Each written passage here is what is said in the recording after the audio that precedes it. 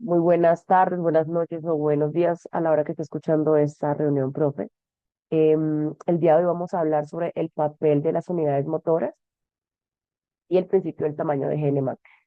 Em, Nuestro grupo está integrado por mi persona, que es María Arboleda Rangel, Dani Steven Alayón y Pedro José Pavón Ripe. Em, Estos dos temas que vamos a explicar hoy nos van a decir cómo el cuerpo o cómo el sistema nervioso recluta diferentes fibras musculares para generar diferentes niveles de fuerza, desde actividades cotidianas hasta fuerzas máximas. Eso nos va a ayudar a comprender mayor el movimiento del cuerpo y también el rendimiento deportivo. Entonces, nuestro tema es el papel de las unidades motoras, el principio del tamaño de Hahnemann. Le voy a dar el paso a el profe Pedro Pavón Rife, que va a hablar sobre su tema. Adelante, Pedro. Hola muchachos, hola profe, ¿cómo estás? Bueno, primero que todo, yo voy a hablar de qué es una unidad motora. La unidad motora es una función básica del sistema neuromuscular. Está principalmente formada por fibras musculares y la neurona motora. Directa esta se encarga de enviar impulsos desde el sistema nervioso hacia el músculo. Cuando la neurona envía una señal, todas las fibras musculares de esta unidad motora se contraen al mismo tiempo. Eh, Esto es gracias también a las unidades motoras. Podemos realizar movimientos simples y complejos pues, de nuestra vida diaria. Las funciones principales de la unidad motora directamente es la producción de fuerza, que dependiendo cuántas unidades motoras se activen, el músculo puede generar más o menos fuerza. Por segundo, lo segundo es el control de movimiento. Las unidades motoras permiten que los movimientos sean precisos y coordinados. Los músculos que se realizan son los músculos los cuales hacen los movimientos finos, como escribir o mover los ojos. eh, Utiliza unidades motoras pues pequeñas y pues precisas. En cambio, un músculo grande como las piernas tiene unidades motoras pues más grandes y generan más producción de fuerza.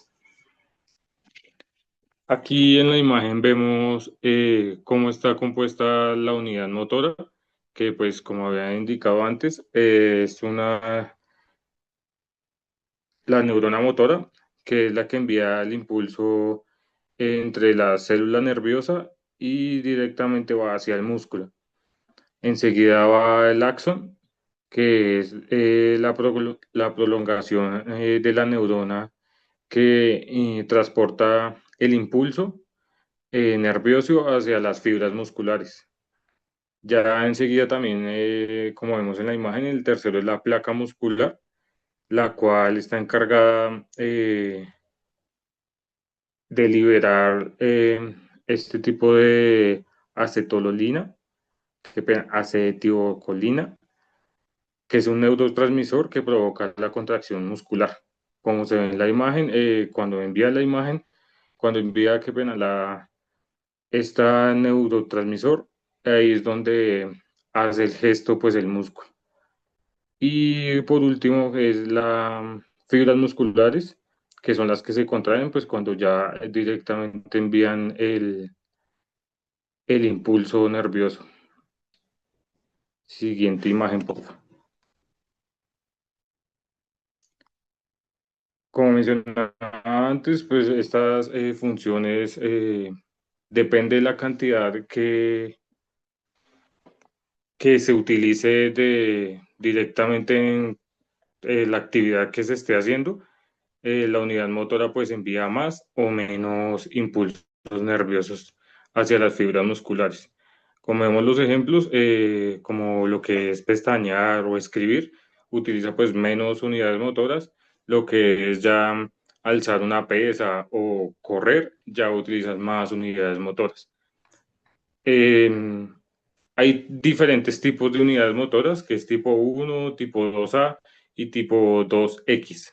Estas las va a explicar más a fondo mi compañera.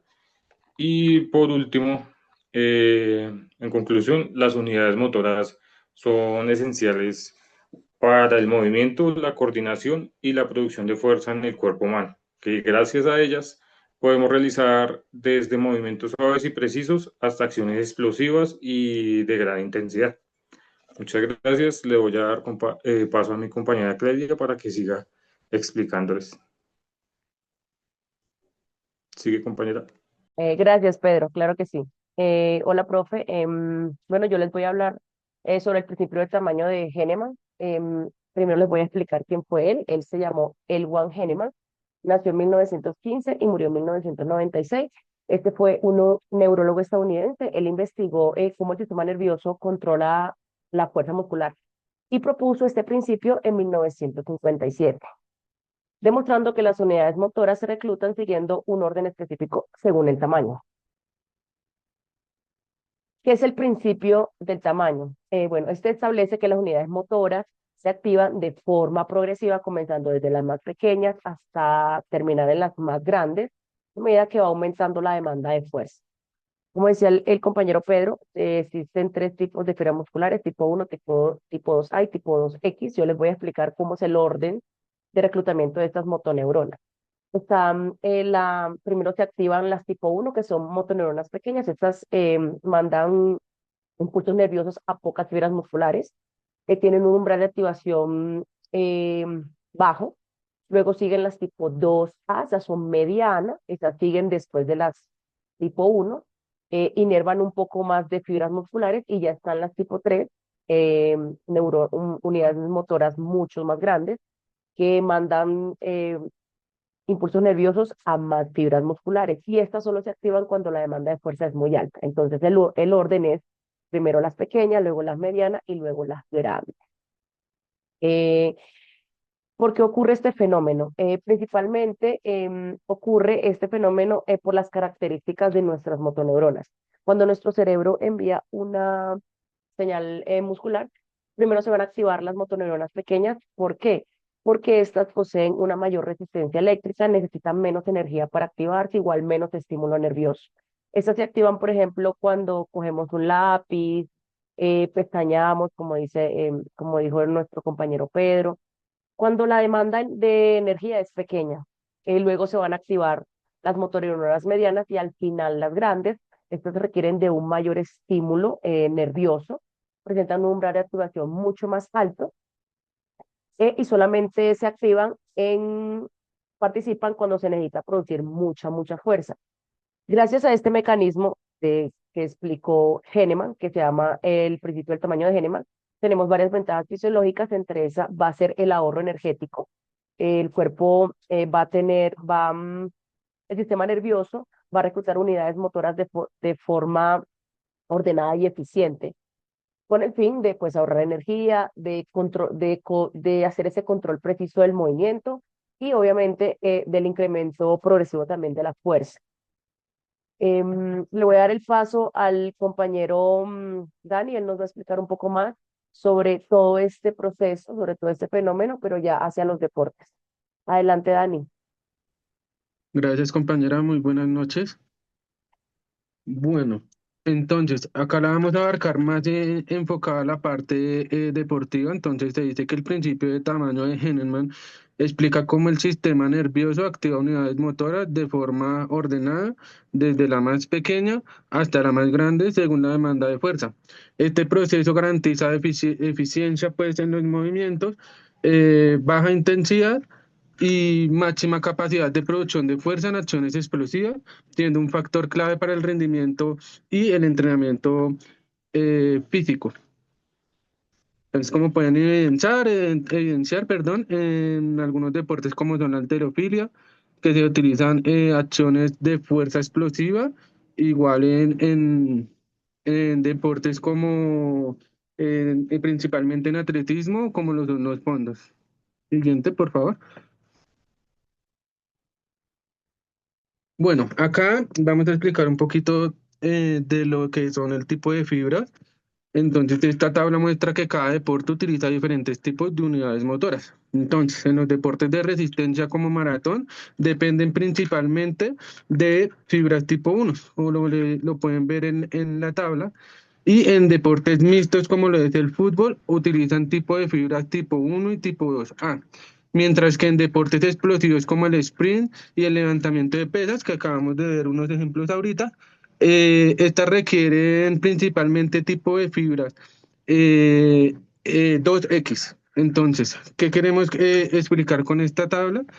Que evidenciar cómo el cuerpo se adapta al reclutamiento de unidades motoras según la demanda de fuerza de cada disciplina deportiva y la de resistencia de estas mismas. ¿Listo? Siguiente diapositiva, por favor. Entonces, en esta parte ya vamos a enfocarle un poquito al tema de rehabilitación, que es importante en las unidades motoras, va más allá del deporte. Entonces, en la rehabilitación física, los ejercicios progresivos nos permiten recuperar la función muscular y, pues obviamente, respetando el reclutamiento natural de las unidades motoras. En el aprendizaje motor, cada práctica constante mejora la sincronización y el reclutamiento de estas unidades, aumentando la precisión de los movimientos y pues finalmente el rendimiento deportivo. Entonces, comprendemos cómo se reclutan las unidades motoras, eh, ayuda a explicar mejor los temas pues de como lo que son fuerza, velocidad y coordinación de cada disciplina deportiva y además facilita una mejor planificación de cargas del entrenamiento. Entonces, esto nos ayuda a que cada entrenador físico o profesional del deporte pues se guíe y pueda ayudar en diferentes disciplinas deportivas a mejorar sus macrociclos, sus microciclos, su planificación enfocada principalmente a competencias de alto rendimiento. Entonces, decimos que las unidades motoras, siguiente diapositiva, perdón. Bueno, entonces, en conclusión de todo lo que hemos abarcado el día de hoy, entonces decimos que las unidades motoras son fundamentales para la producción de movimiento y fuerza muscular, ya que representan la conexión entre el sistema nervioso y el músculo, principalmente del tamaño de Hahnemann. Explica que el reclutamiento de las unidades motoras ocurre de manera ordenada, em, ayudándonos a comenzar por las más pequeñas hacia las más grandes y nos ayuda a tener pues resistencia a la fatiga, progresando hacia las más grandes, ¿no? Entonces, eh, este mecanismo nos permite que el cuerpo utilice la energía de forma eficiente, que mejore la coordinación motora, que adapte la producción de fuerza de cada situación en el ámbito deportivo y comprenden que es principio es esencial para diseñar programas de entrenamiento orientados a que desarrollen fuerza, potencia y la resistencia, que es una parte fundamental de cada disciplina deportiva. Entonces, las adaptaciones neuromusculares influyen directamente en el rendimiento, por eso las unidades motoras y el principio de Hahnemann contribuyen a la base fisiológica clave para entender cómo se genera y cómo se controla el movimiento humano. Listo, pues espero que haya sido de su agrado el tema, que pues hayamos aclarado muchísimas dudas que tenemos respecto al tema y pues muchísimas gracias, profe.